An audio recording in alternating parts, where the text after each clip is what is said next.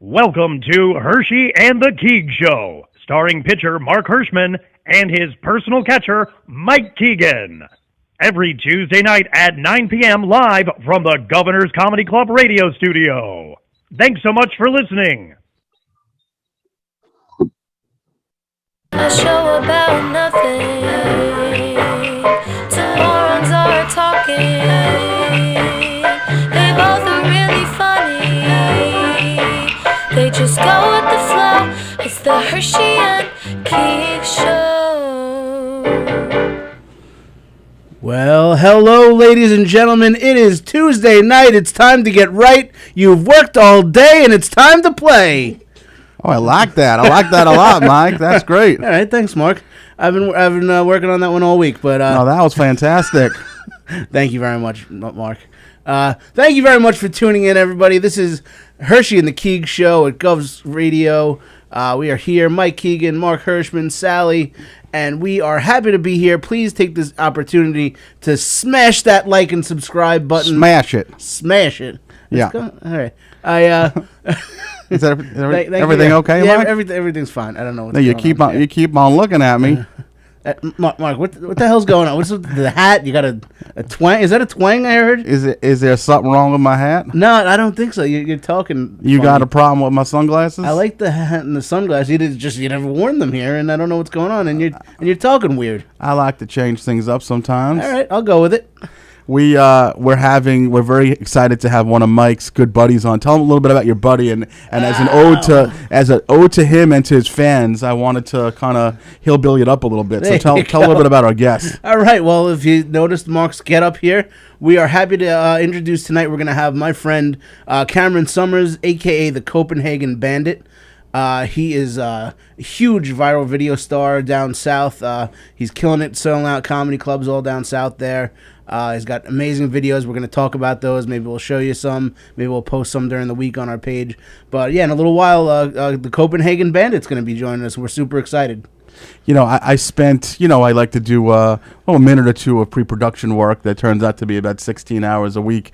And I spend a lot of time watching Cameron's videos. And I am beyond smitten with the guy.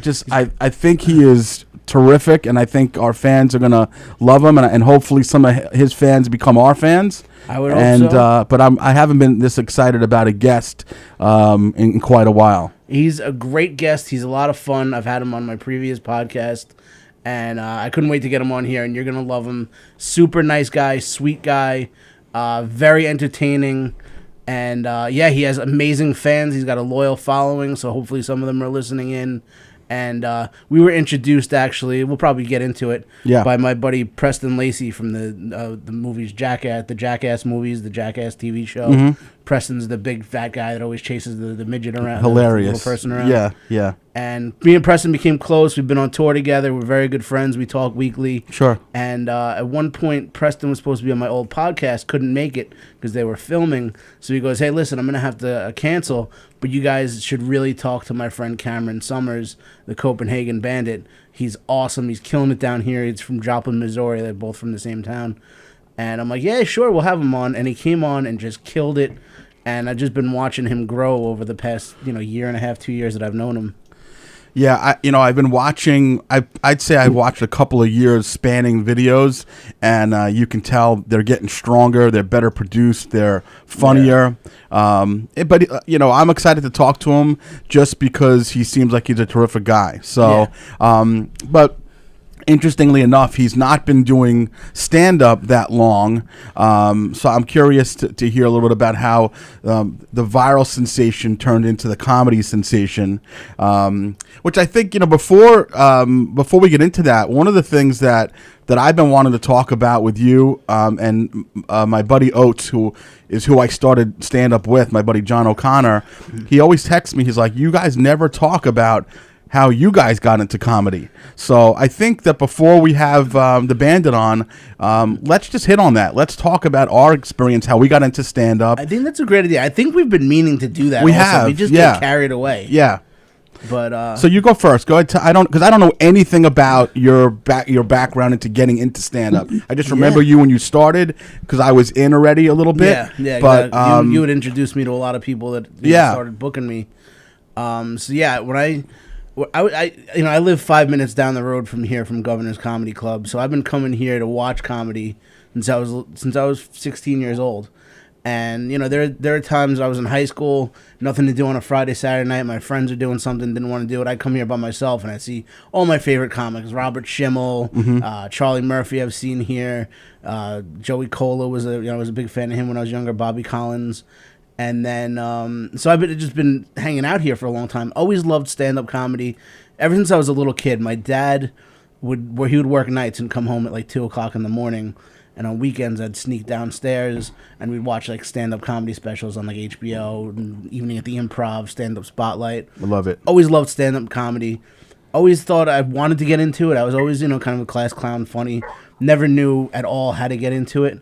So the first time I ever got on stage, I was in Ireland, and it was St. Patrick's Day. I'm in Dublin. We had a few drinks on us. It's the end of the night. Yeah. And we're in this place, and people were getting on stage. They were singing. They were reciting poetry, and some of my friends like, go on stage. We've been telling us all these jokes, like just street jokes, dirty jokes. Yeah, of course. Get on stage, tell some jokes. So I got up there, and I told some like dirty street jokes that I knew, 3 or 4 of them, and people were loving it. And I'm like, this feels awesome. Right. I'm on stage, I'm getting laughs. Yeah. And my only apprehension is I want to come back and do this, but I worked a full-time job. Right. I didn't know how to get on a stage. Mm-hmm. And also I'm like, I don't have regular stuff to talk about that like a comedian would talk about. Right. Where somebody would laugh at something that I wrote on my own. Sure. But I came here one night at Governor's, and it was right after I got laid off my old job.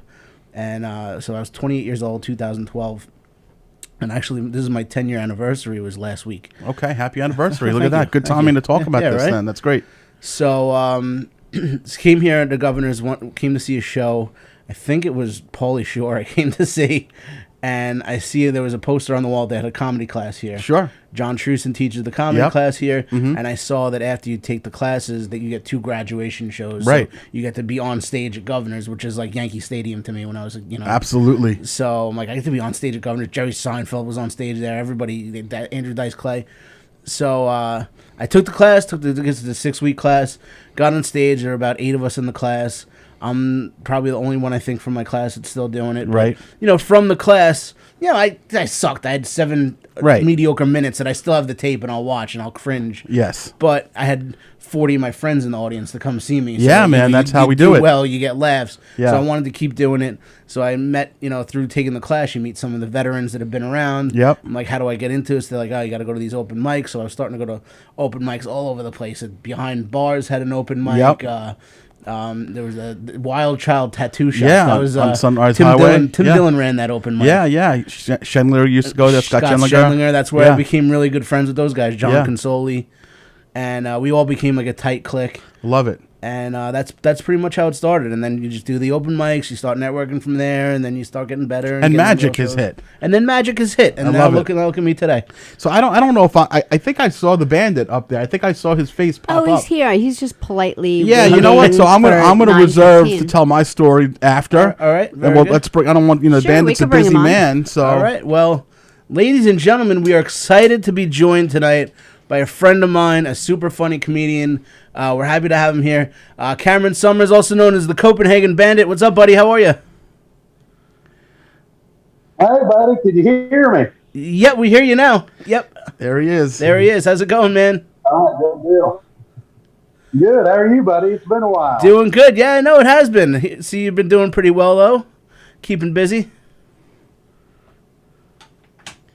Oh, yeah. On the road, and if not doing that, then, getting hammered on TikTok, which I never He has thought to we'd turn do, but himself here we louder. are. So if you'd like to turn yourself a little bit louder so that we could hear you. Yeah, if you're able to turn up a little bit louder, bud. Like on your computer, just make it a little louder. Or talk closer to the microphone. And then Yeah. I do want to get into that getting hammered on TikTok stuff, because that's a new thing since we last met. You're doing these beer reviews, which are awesome.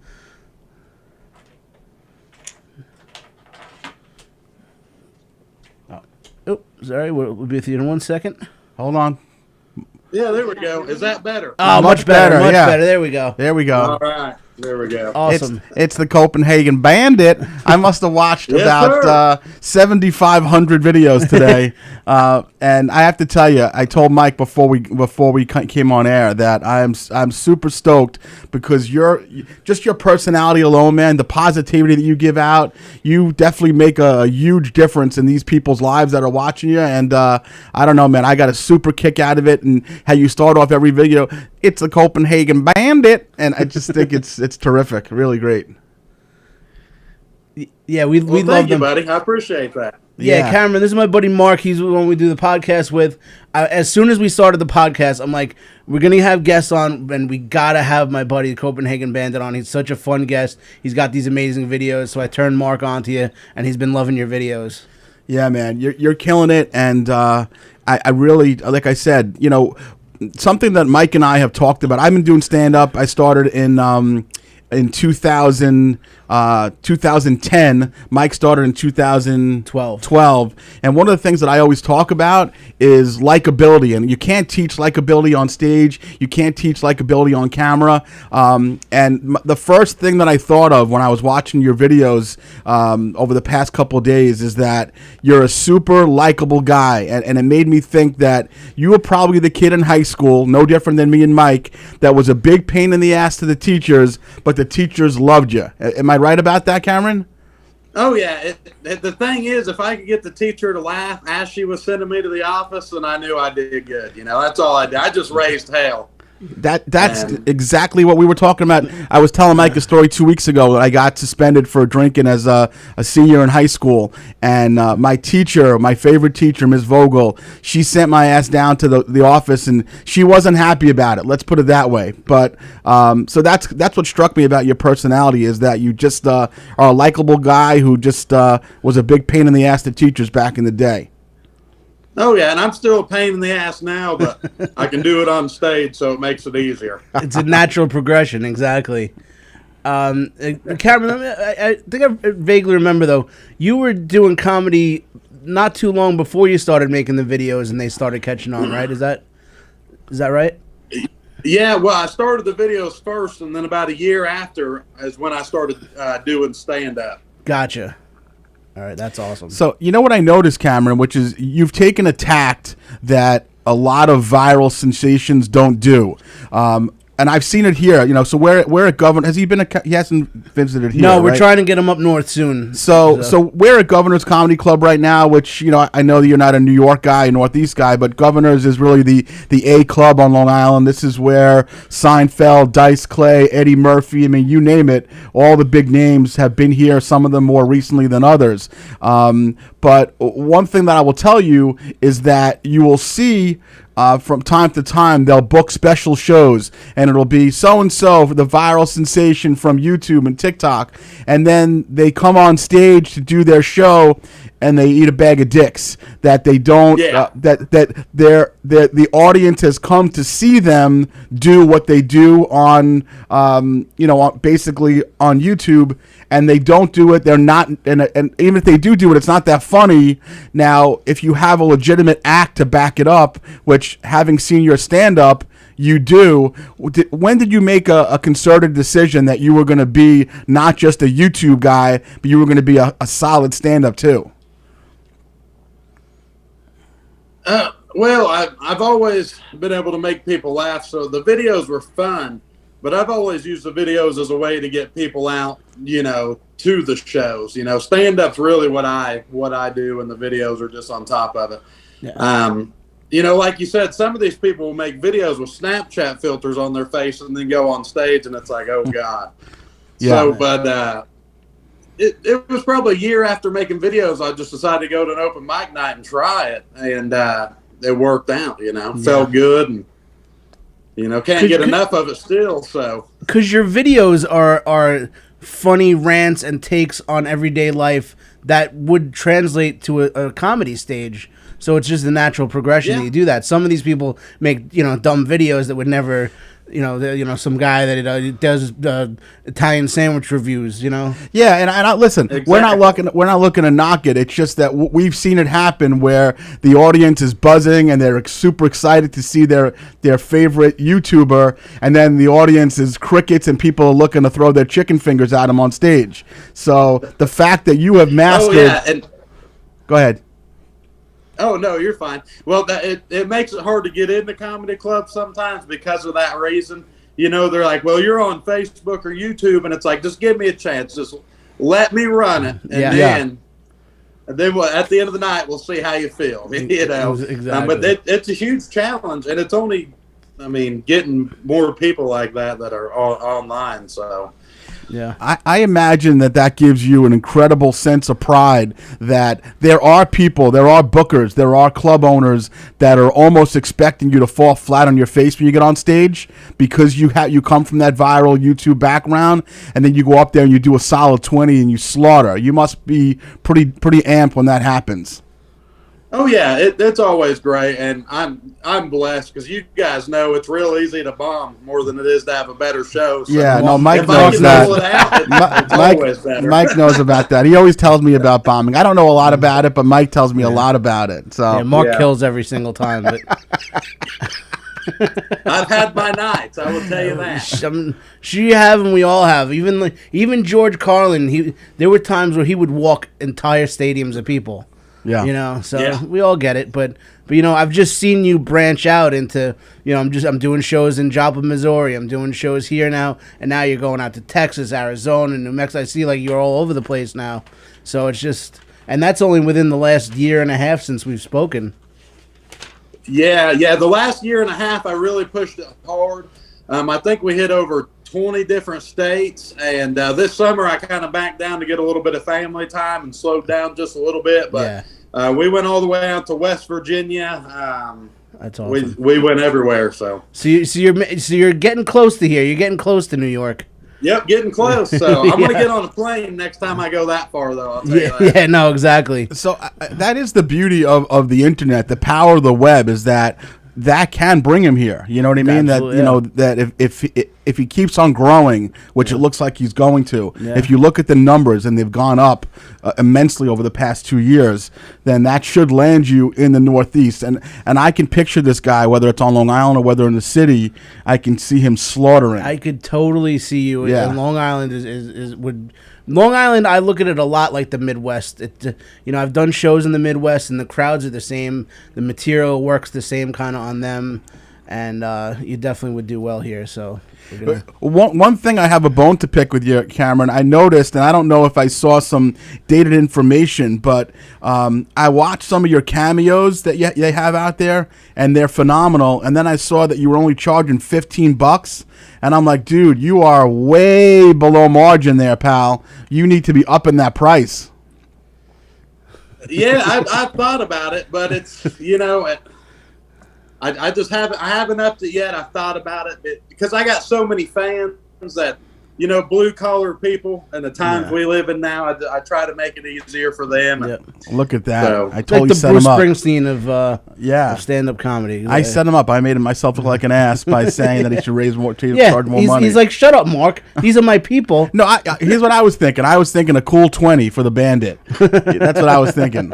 Because, I always watch cameos to see what kind of genuine effort someone puts in, and some comics just mail it in, and it's just hey, this is Jimmy from the comedy club. But the Bandit definitely gets in there. You're tearing ass on some of these people.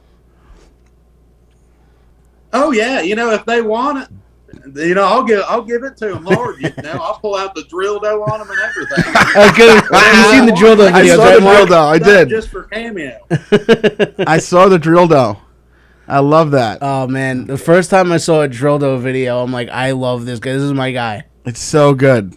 So I'm curious, like with stuff like that. I know you have a kid, your family. Like, are they ever like, Jesus, Cameron, you crossed the freaking line this time, or they're just riding the wave and they don't care what you do?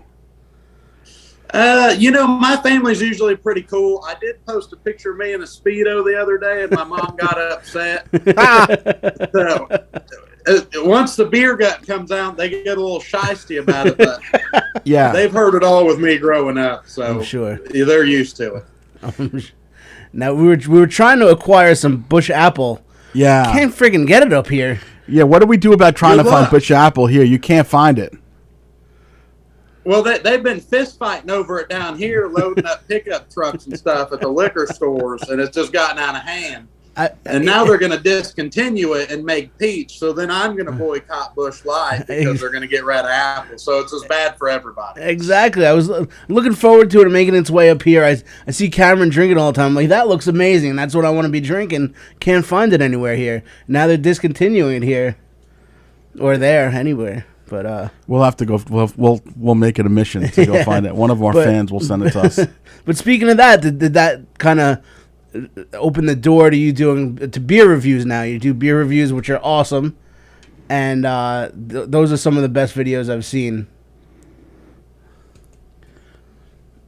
Yeah, that was a weird thing. So I got COVID last year, and I got stuck in the house, and I was like, well, I'm just going to get a random 6-pack of beer and go live and try it and see how it works. And people just lost their shit over it. They went psycho. And now if I take a week off or something, they send me messages talking about they just can't make it through the week. So as much as I love it, it's crazy just to sit there and watch somebody try different beers. I know, exactly. I watch a guy that eats peppers. Every single night, this guy, he just eats peppers, and it's just mesmerizing. But yeah, I could watch you drink beer and review beer all the time. Now, do you have a specific kind of beer you like? You're a lager guy. Do you hate craft beers? The darker they get, the worse it gets. Yeah. I've thrown up a few times on the beer tasting, and it's just, I don't know how they make some of the stuff or how people even drink it. Yeah, It's interesting that you went that route because I would say how many millions of people had COVID in our country the past couple of years, several million, and most of them did the same thing. They thought, I'm very sick with COVID, I'm going to do a beer testing. That was just not that common of a thing, I'm guessing. Did you lose your taste, by the way? No, I didn't lose my taste, so that was the good part. yeah, those would make for terrible videos. Like, they all fucking taste the same. I don't know. Yeah. That's hilarious. That's so funny. This week we're wrapping them in brown paper bags, and we won't know what they are until after we taste it. So That's awesome. I'm looking forward to that. Now, so was it Brandon, one of your boys that you were doing it with? Is that who it was?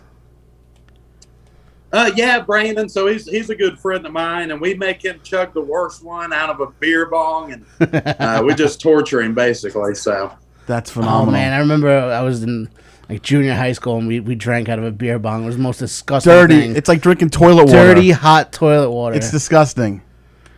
I think we should make our way to Missouri to do some of this. I think so. We'd have fun. We down can there. do this. So, your friends, I mean, obviously, your friends that you grew up with are still your friends, even with this level of success that you've reached. Are they ever like, holy shit, how did this happen? Or I can't believe this happened. I mean, there's got to be some point where either you, your family, your friends are like, holy shit, like this thing took on a life of its own that we never saw coming.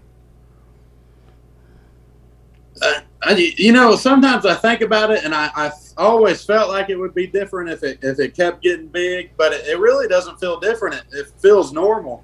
And then all my friends from high school, of course, it's just kind of normal to them to just hang out. And like Brandon and Noah, they were actually fans of mine who watched my videos, and we met at a dirt track race one night and started drinking beer, and now they're on the beer tasting with me. So that's awesome. Well, A what track race? Dark track? Car track. dirt track. Car track. Dirt track. So these dudes were just like, they were kind of like groupies, and then all of a sudden they're just your boys now. Yeah, kind of. Yeah. That's so cool. That is amazing. Now, do you race the cars, or you just go to the racers? So my dad raced for a long time, and I had never raced up until a month ago. We bought an old cop car and stripped it and put a roll cage in it, and so we raced that. Oh, that's awesome. That's so cool. I want your life. So, and you've been in Joplin your whole life, right? You don't know anything other than Joplin from a living standpoint. So I moved to Springfield about 6 months ago. So I live about an hour away, but yeah, my whole life was spent in Joplin up till then. So what was the impetus? What made you make the move? Tweakers. Really just a bigger towns where there's more stuff to do, and really it just kind of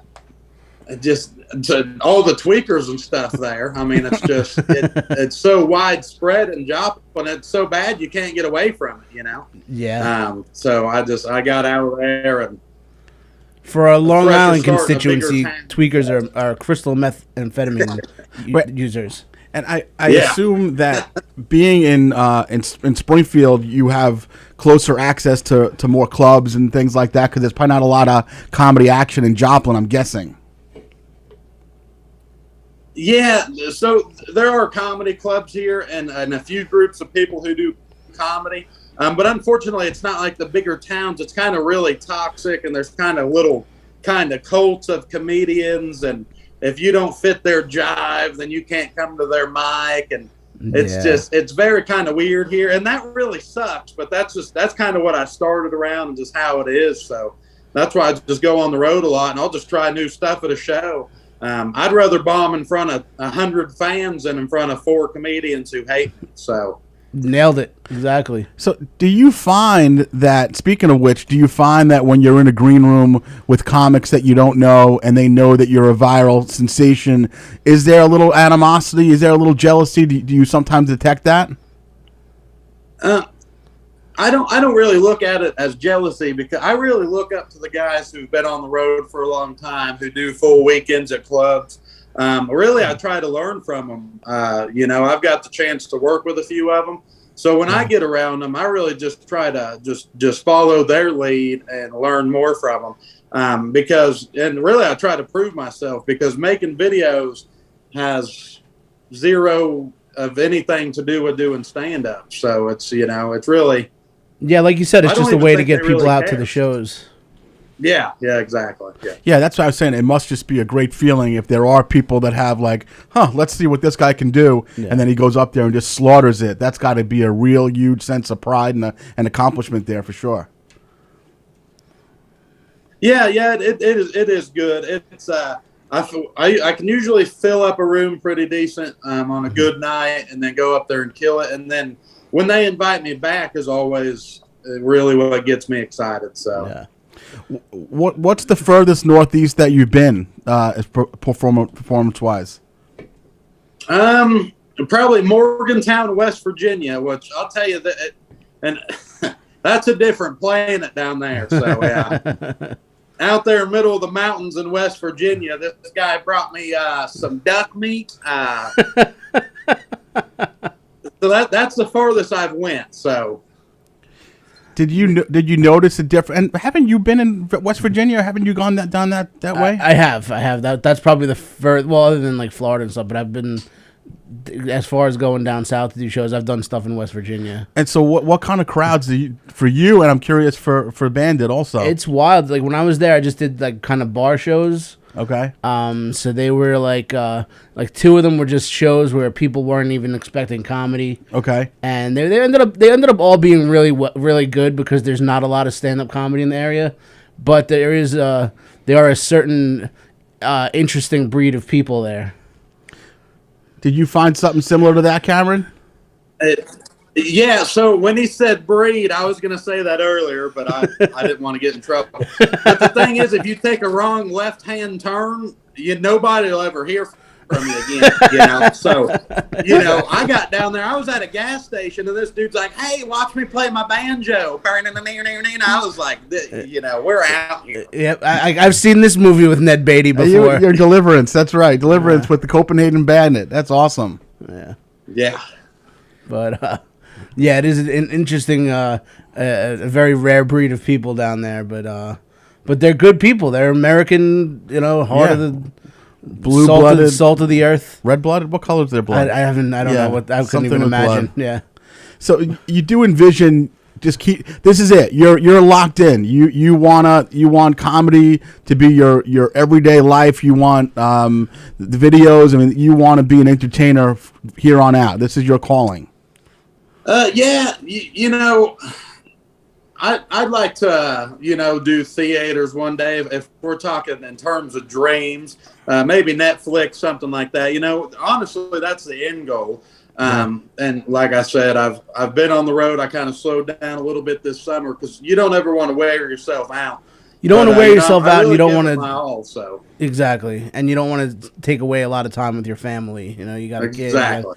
So, and I completely get it, but the as far as just keep, it's a numbers game. You just keep throwing it out there, and I've watched you grow exponentially over the past year and a half, and it's just all it is. It's just you gonna cry. You really got it. I've cried. I'm gonna cry. You're gonna, is that sweat or tears? I don't know. It's definitely, and that's a little bit of sweat, but no. But like I said, it's just exposure. People need to see you because you really do have this draw, this attraction, this thing about you that you're so likable. You're friendly. You're funny. You have energy. Like that's good kisser. Great kisser, probably. Yeah. I'm sure. Well, thank you. And when it comes to the online stuff, we're in such a weird position, and people don't believe me when I say this, but Facebook is the new MySpace. Yeah. Facebook's dying out. People are not watching videos on Facebook anymore. Yeah. So the new challenge is people will follow you on TikTok, but they'll also follow 500 other people that they just scroll past every day. So you have to find a way to where they want to look you up on TikTok. So that's the challenging part now is, Rebecca can rub peanut butter on her face and get 2 million views. So exactly. Well, so you knew about our guest next week? yeah. It's Peanut Butter Becca? Peanut Butter Becca next week on the Herschy the Keegs It's Show. Peanut Becca. Here she is. So, it's funny. I can see, Mike, you hosting, you bringing out the Bandit to a theater one day. That's the goal because we do want to work together. We talk about it all the time. We talked about it a little bit in the beginning of the show. Our friend, we have a mutual friend, Preston Lacey from Jackass. He connected the both of us. Yeah. And he said, you guys, he said, he was supposed to do my show. He said, I can't do it.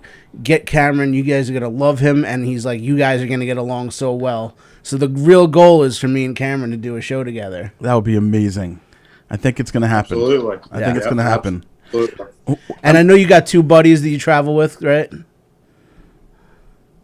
They've kind of gone on their own way to kind of start headlining on their own. So they're kind of off and on with me. And, but I try to get younger comedians and take them with me. And I grew up in such a toxic comedy community that I try to help other comedians out. Yeah. Which is not always, as we know, not always the common theme. It's not always the common theme. There's definitely a toxic vibe here on Long Island and in the city. There's always little cliques, and there's people don't understand how cutthroat comedy could be, especially on Long Island, because there are only 3 clubs and there's 1,000 people who want to get on stage. Mm-hmm. So that's why he's fostering the goodwill. Yeah. Bandit, if you were to walk in tomorrow, well, I'm sure let's say in September when school's back on, if you were to walk into Carl Junction High School, what kind of reception would you get? What kind of are you kind of a legendary figure there at this point? What do you think would happen if you walk back in there? It'd probably definitely be weird. I know there's probably a few teachers that still don't like me. But I think it'd be good. It'd be fun to do to see what everybody thought. I do have a class reunion coming up, and I was like, I don't think I'm going to go to that. I don't really know what the vibe is. You got to go to the reunion. I just went to my 20-year reunion a couple weeks ago. And it was fun. So really? Why wouldn't you go? I'm curious. The truth is you've made good. You're obviously a good guy. You're a good dad. You work. It's like, why wouldn't you go?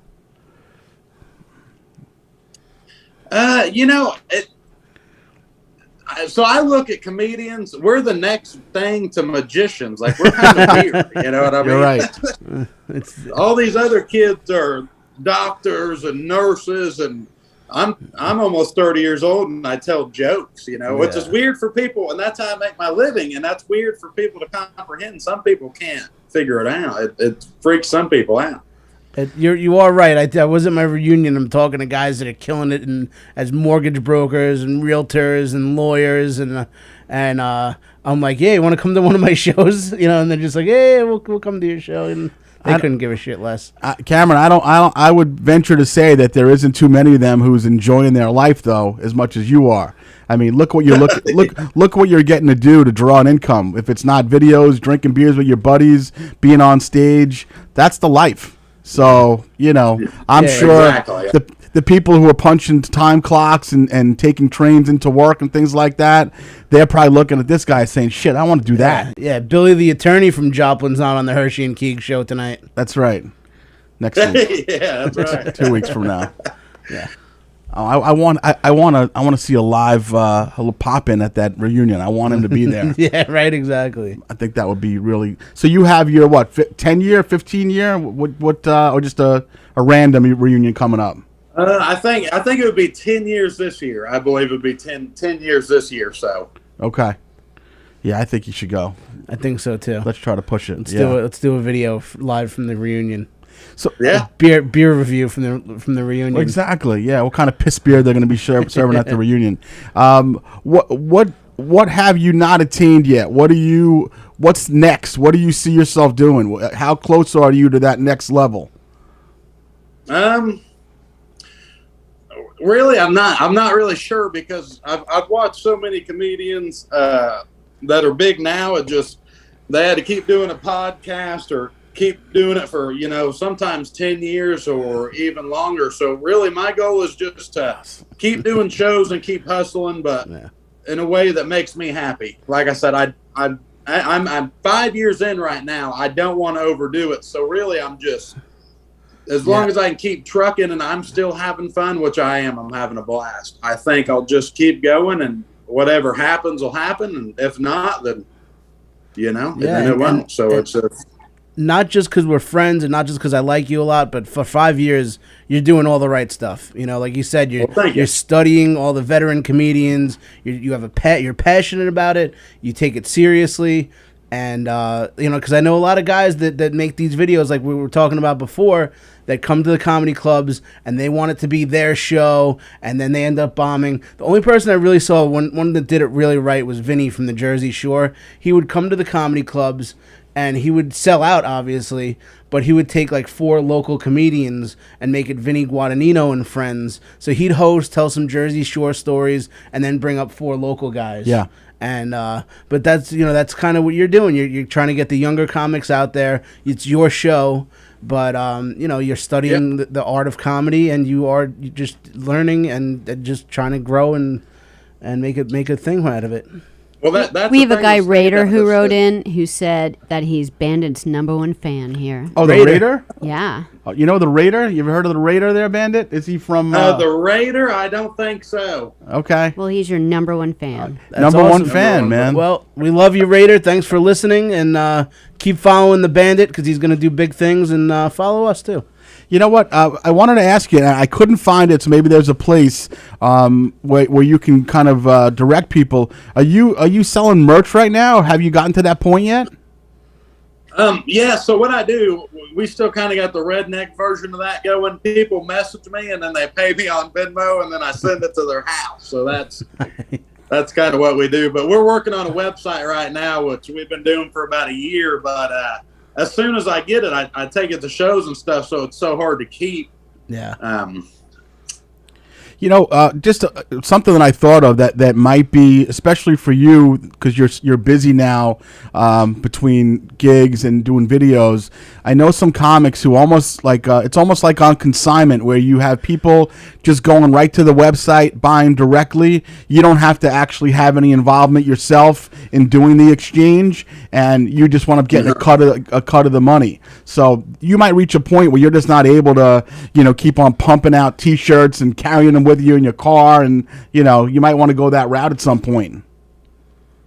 Yeah, absolutely, definitely, because it is trying to ship things out and write people's names down, and It's a lot. People don't realize how much it is. So Yeah, you got your own little import-export department there. Yeah, I'll give Mike. yeah, I got Brandon and Noah over here like a sweatshop packaging shirts out. So.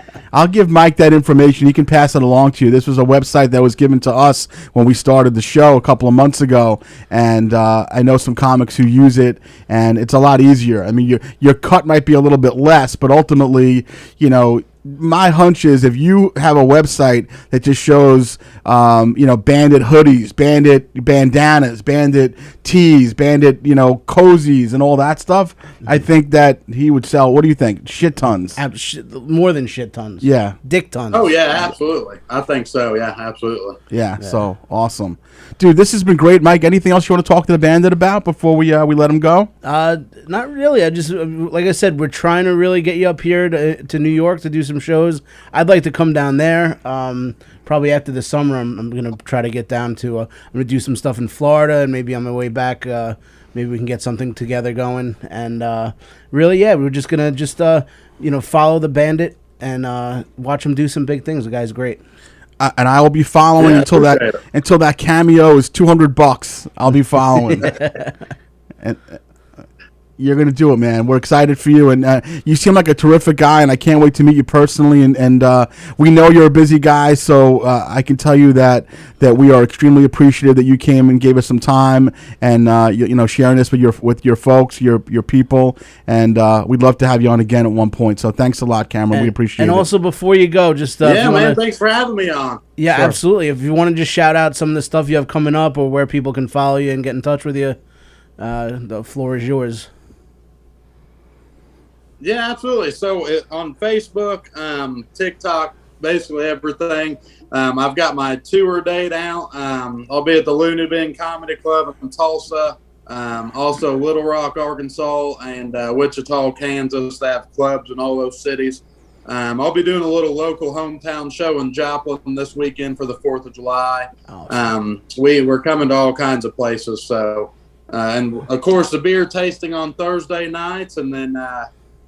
Yeah, we have a little. That's about it. Make it a little party every Thursday night. We'll all watch you and drink some beer and have some fun. Yeah, it gets a little shitty on TikTok afterwards. So. Yeah. But yeah, thanks so much for your time, man. And like you said, we'll keep in touch. Try to get some stuff going together, and keep putting out the content. Yeah. We'll keep sharing it, and let's do this thing. Thanks, Bandit. We appreciate it, man. For Thanks sure, so buddy. much. All right. See you guys. Have a great night. Thanks so much, man. See, what a good guy. Terrific. Yeah, man, that was super. He was a super, super sweet guy. Yeah. And, that was good job getting him for the show, because we've talked about it for a while, but we've had a bunch of things and guests, and, he's one that we had wanted for a while. So, yeah, like I said, he's just a monster guest to have, just because he's so friendly and likable and entertaining, and, you're gonna see him do big things. So. Yeah, no, we're riding the wave. We're on the Bandit wave right now. Yeah. So that was super. He was just as cool as I thought he was going to be. Yeah, very cool. And like I said, the ultimate goal is to get him here at Governor's and get a weekend with the Bandit. I might actually have to. Well, we'll do like a Herschy and the Keegs weekend with the Bandit for that. Yeah, absolutely. Yeah, that's exciting. Yeah. So good job. What'd you think of that dude, Silly Sal? He was pretty swell, right? Yeah, really great.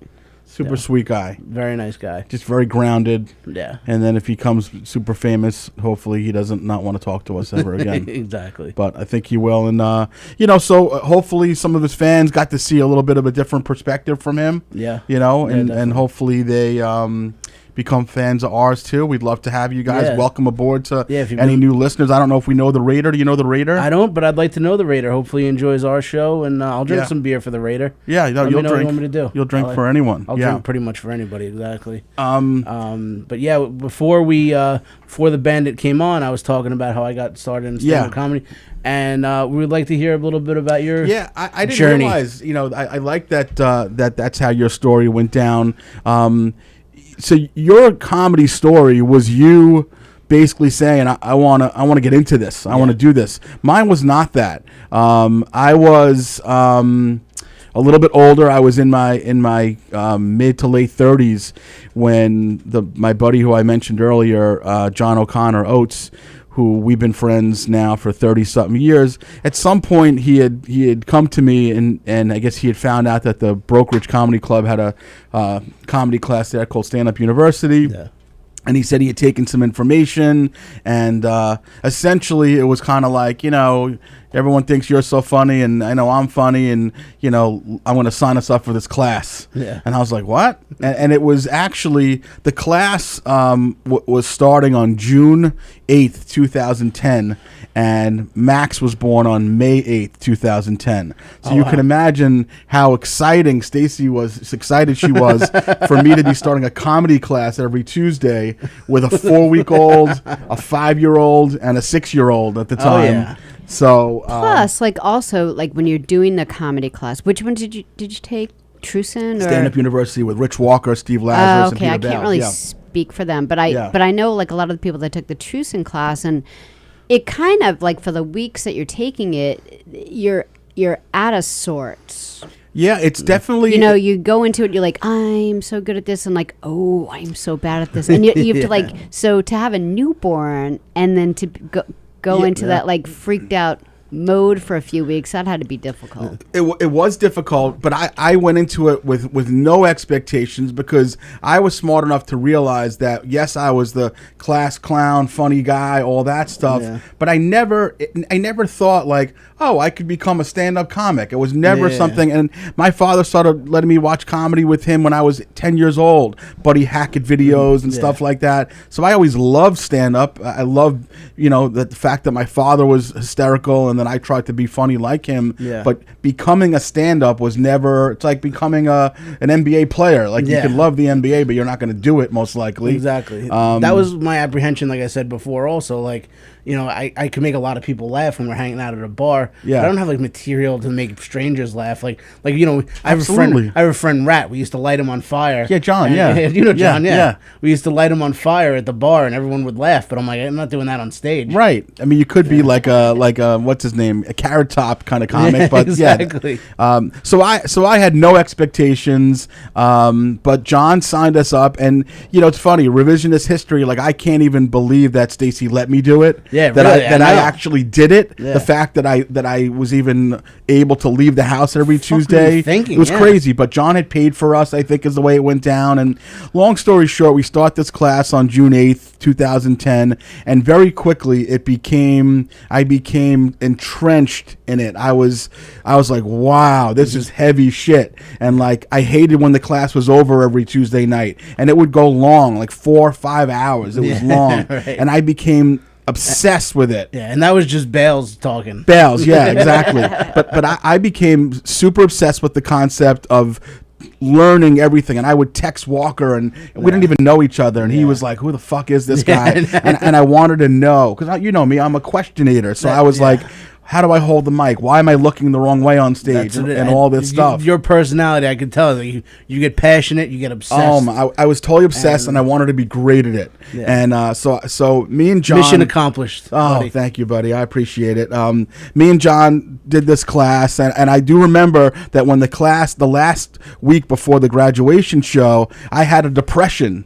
Not shocking, obviously, but I was like, fuck, man.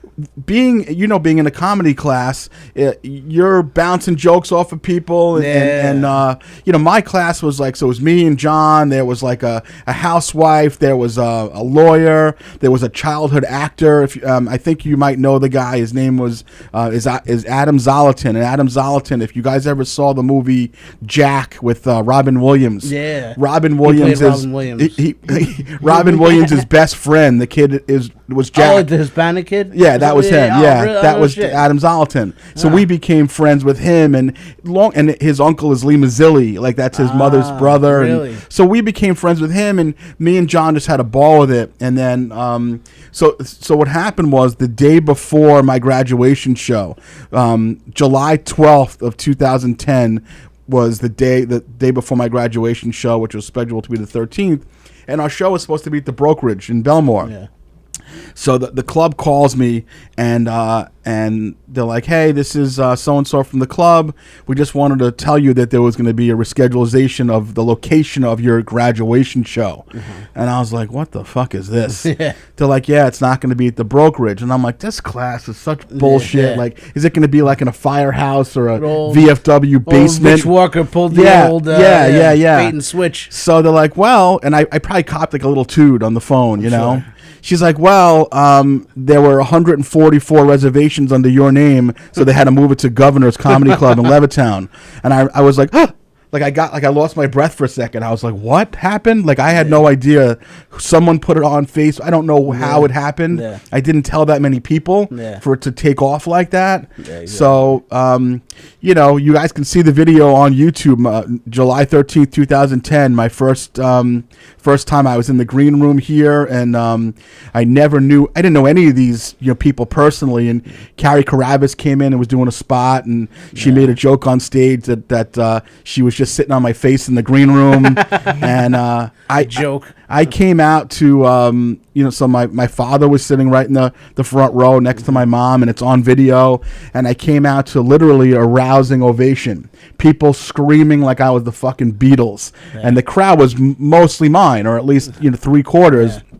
And it was, you can hear on the video, like it was that craziness. You made so much money for Walker and Pals. Yeah, tons. I didn't make no wonder they like you, I made a ton of money for the club, for them, and I proceeded to do 6 minutes of less than average, pretty bad stuff, I would say. But you would think by the crowd reaction that I was, fucking Robert Klein in its prime. Yeah.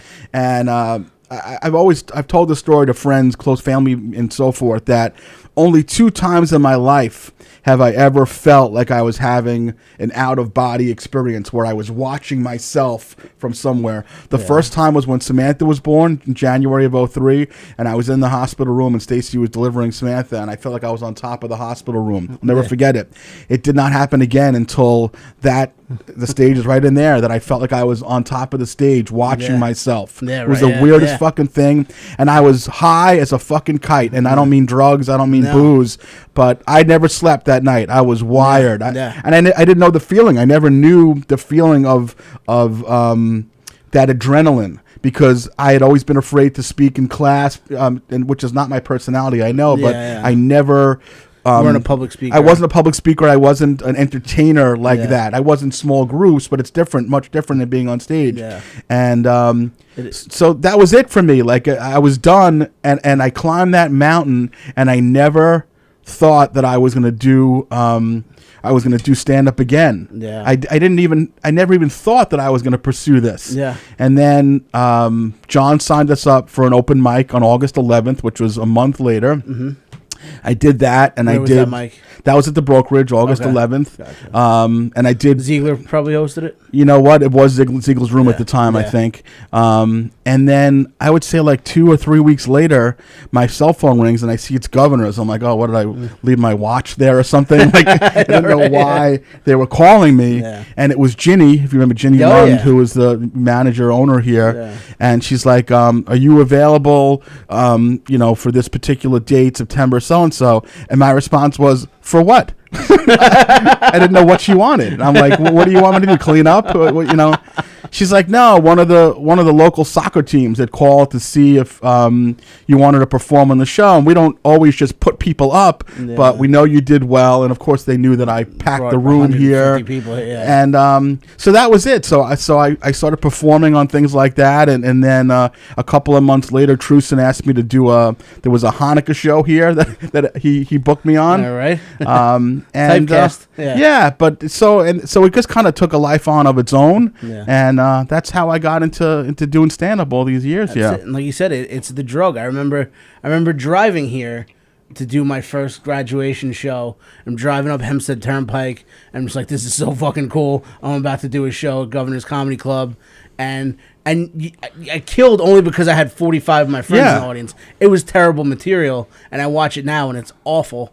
But are there any jokes that stick out from your first time on stage? Yes, yeah. Just cringe at? Yes, yeah. Do you remember? Well, I'll tell you what happened was that if you look back at my set, it was all and I told you this before, that Joe Starr, after seeing me perform my second or third time, wrote me a long email. And like it was like 2 nice things and like 400 horrible things. And he didn't mean it maliciously at all. He meant it he actually liked me, and he liked my presence on stage, and it was why he was telling me stuff. Yeah. But the one thing that he pointed out to me, which it was probably the greatest lesson I've ever gotten stand up, is speak from a relative standpoint. Relativity is the key. So when the audience can relate to the material that you're talking about, that's when you're going to do great. Yeah. So my stuff was just stuff that I read about in the newspaper, random stuff, and the joke was it was right after Gary Coleman had died, the actor Gary Coleman from Different Strokes, and the joke was, hey, did you guys hear that Gary Coleman had died? Yeah, he fell off the bunk bed, and it was, and it was just, and they laughed, but in retrospect, I would never. Or I think he fell off the top bunk or something like that. Exactly. But I would never do a joke like that nowadays. Not that I'm such an incredible comic. I am. But the point is that, my material, was like, what the fuck was I doing? Because I have 2 jokes that I did on my first time. Because when I started out, I wanted to be the Andrew Dice Clay, Jim Norton, shock comedian. Yeah. Because that's who I loved. And, sure. So I remember the first joke I had, which I just cringe about to this day, was like, "Hey guys, I went for sushi before I came here, and I had eel for the first time. And if you don't ever had eel, what it tastes like is it's like sucking a slug out of Lindsay Lohan's vagina." Yeah, and one. I did that after the 2 graduation shows. I did it in the city of the show, and one of the producers on the show said, Never do that joke ever again. And so I told the joke 3 times in total, and then he said, never do that one again. The other one was, remember Coachella 10 years ago, I guess it was then, and they had the hologram of Tupac there. Yeah. And I said, I went to Coachella, and the Tupac hologram stole my wallet. I like that joke, actually. I'm going to bring that one back. I kind of like that one. I'm going to bring it back. But those are just 2 jokes where I'm like, what's so stupid? And they had nothing to do with any part of my set. And but you like them, and I make you a bet that it was a little hard to let go of them, because I know that you get married to jokes, and they got laughs the first 2 times. I thought the Gary Coleman thing was amazing, and then Starr had pointed out, he's like, stop that, stop that stuff, like you got to do more. And of course, obviously, the stuff that I do well with when I do perform, which isn't that much anymore, is the stuff about the kids or Stacy and it's relatable, and my depression and all this stuff. So I used to do a joke. It's funny. When I started, you're right, like being more disgusting felt better. Yeah. And as you go on, you realize that that's not really the way you should go about it. Yeah. But I open my set with, so I have a really small penis, and that's how I started my set. And I explained that I was at a ball game, and there was a whole bunch of guys lined up at urinals, and I was sitting. Bring it back. Yeah.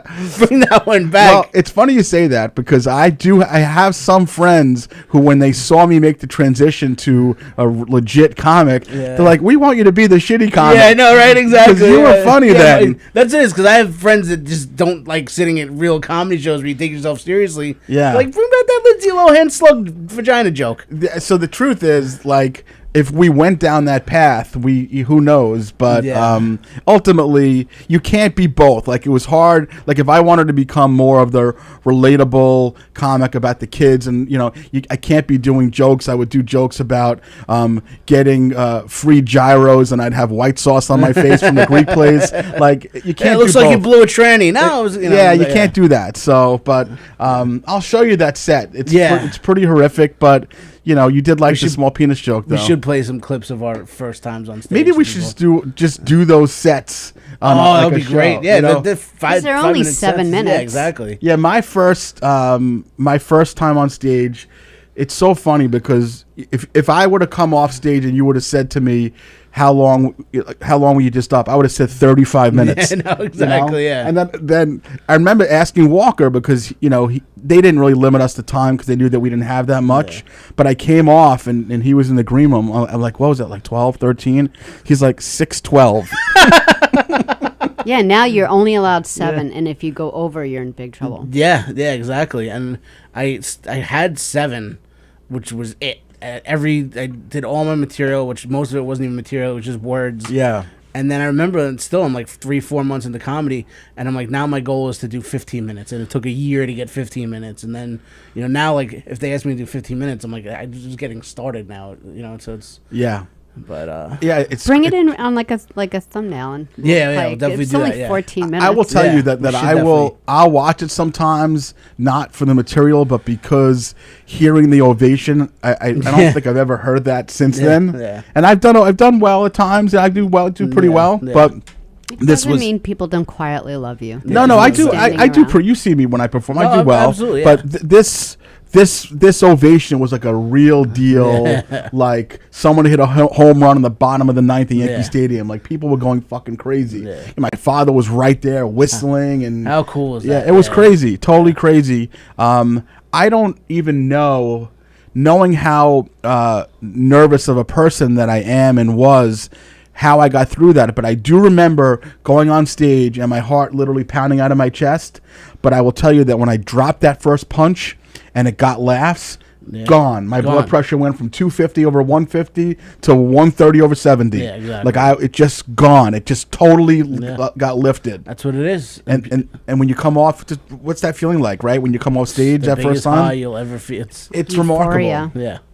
I was up all fucking night long. I'll Yeah. never forget, all night long. Yep. So, I'm glad. Thanks for letting me get that out at the end there. I didn't, I saw that he popped up before. Yeah, I was like, yeah. I don't want to get into my long story with the bandit well, sitting he's there. sitting there, So, yeah. But are we almost at worked out time well. here? Yeah, already? we are Jeez, at wow. time. Mikey, you have some stuff coming up this weekend, so why don't we hit that before we go? This weekend, I'm just doing a show out in Ronkonkoma, and then a show with Eric Haft on Saturday. Okay. So I'm not going to be at the clubs. Okay. But just take the opportunity because August 26th is my show, my live comedy special taping here in the Giggle Room of Governors. So you can get tickets now at govs.com. Yeah, you guys, please pack that room for Mikey. That's a big day. August 26th. That's your actual birthday, right? It's the day before my Day actual before. birthday, yeah. But you're gonna party right into the. I'm going to party right into my birthday, and the day of my birthday, which was supposed to be the original date of the show, I have tickets to go see OAR at Jones Beach. So I Okay, have to awesome. change it. So All right, so make sure you guys take care of do that. that. But awesome shows at the clubs this weekend. I know Jess Kirsten's going to be here. Okay. There's and some other great shows. Okay, good. So, Hey, you check know out what? Before you govs.com. end, Sure. Steven Spragus would like Mark to talk about his raking the leaves bit. Let's hear it. We got time. He wants me to do a bit right now. I want to hear it. You want Steve. You can save it for next week if you want. But Yeah, if I you don't know it, do know. it. He wants me to do an actual bit. That's a big request. Well, let's Yeah. I don't know. Mark, you ever rake leaves at your house? I don't know if I would. Egg 'em on. Steve likes that bit. That's a nice compliment. I appreciate it. But we have something in store for the audience that after Mikey sells his show out in August, his taping, we're gonna do a big Herschy and the Keegs big spectacular probably in the fall in September. it's gonna be awesome. And so the fact that Steve wants me to use one of my home run bits, not happening, buddy. But good try though. Good try. So. Thanks for listening, guys. Make sure, as usual, that you, what is it? You smash the button. What do you ask? Smash that subscribe button. Subscribe like button on it, YouTube. share it. Yeah, that's awesome. And tell everyone about it. And thank you guys for listening. Thanks, guys. See ya.